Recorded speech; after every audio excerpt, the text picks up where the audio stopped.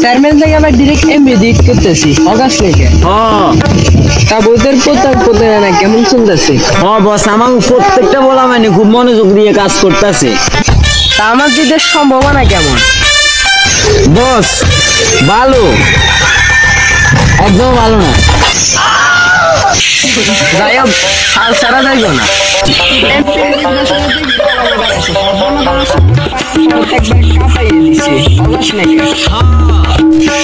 কিন্তু বস আপনি তো হিরো আলম না। তাহলে হিরো আলমের আমার ভিতরে ফাঁসি করে দিন। আপনি তো নষ্টামি। বছরে এলাকার চেয়ারম্যান ছিলেন না, জনগণ আমার কাজ দেখছে না। জনগণ আপনার কাজ দেখে আপনাকে ভোট দিবে।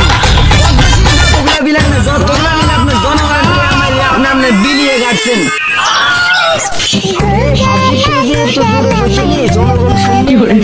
ওদের পাস করে দিতে হইনি, তারপর তোর বাসায় ফিলিয়ার লাগবে দিন হগস নাকি?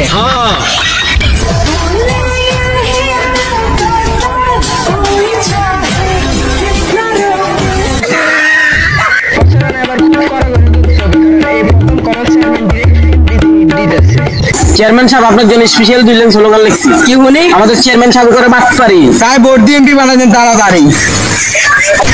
ওরা তো স্লোগান দিতে মাঠে নামে নাই, ওরা আমার চ্যাট মারতে মাঠে নামছে। আরে বাবা আগে আমার ভোটে পাস করে এমপিটা করতে দিই, তারপর আমি খুলতে দেবো, তোদের মন মতে মারিস। আগে যেমনি হোক আগে আমাকে নির্বাচনে দিচ্ছে, যা তোরা তোদের পথের পথে নামা চালা। আর যাই হোক পোলাপাইন গুলো কাজের আছে হগস নাকি? চল আমরা ভোট চাই। 5 বছর পর তো আবার এমপি নির্বাচন আগে বসে, কি মনে হয় এবার কেড়ে জিতছে? আমি তো রহিম কাকারে দিব। আমিও তো রহিম কাকারে ভোট দিব। সবাই শুধু রহিম কাকারে দিবে, রহিম কাকে কি বালটা করে যে ওরে ভোট দিতে হইব। ভোট দিবি